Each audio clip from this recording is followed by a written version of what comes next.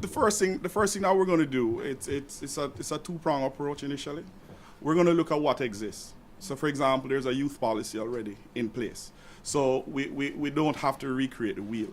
We can look on those things to see where they are at the stages of implementation, why they weren't implemented. Yes.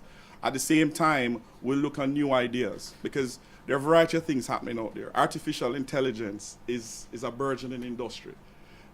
They've commercialized robots in Japan. They're now selling robots that has the ability when you come home, they can tell whether you've had a good day or a bad day. That's where it has started. You have factories across the world that generate hundreds of thousands of vehicles, and there are only 2 human beings in there because the thing is fully automated. So we have to look on all of those different ideas and see how we can incorporate ourselves into that new world order, because it is happening now. We're just not seeing it. You'd be surprised, there might be 1 or 2 automated, 1 or 2 robots here in Jamaica in operations already. So we believe that we don't have all the answers, so therefore we're going to go out and speak to different interested parties and stakeholders. Since this thing was put on one of your competitors yesterday, we've already started to get a lot of questions from people who have a variety of ideas that they want us to take into account. Because again, we're trying to find a solution that will carry the country forward, right? Because Jamaica is at a point where they need all hands on deck.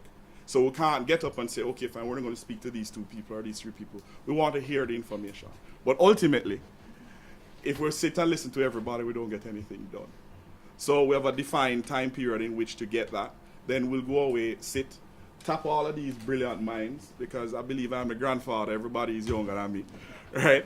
And tap these brilliant minds to get these policies out. We hope that as we do that, we're going to share that on a national basis so we can have a debate, because we believe at the end of the day, contending ideas should contend, but once we have a consensus, this is what we should move together as a country to implement.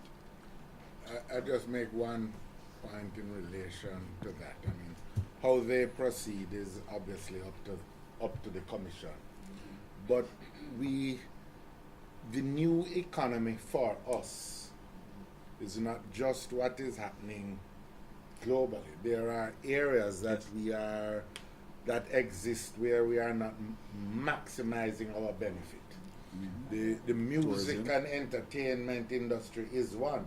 A lot of the critical processes involved in carrying that our music to the world are unfortunately being performed by others overseas. Not that is unacceptable, because quite frankly we are in a global marketplace, but we need to get a lot of those other skills supported from here.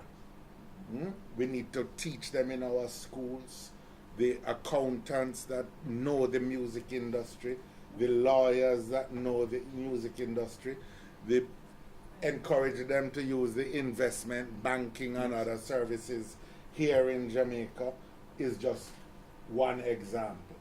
We have got into the BPO sector, but at the most basic level. Other countries are doing providing accountancy services,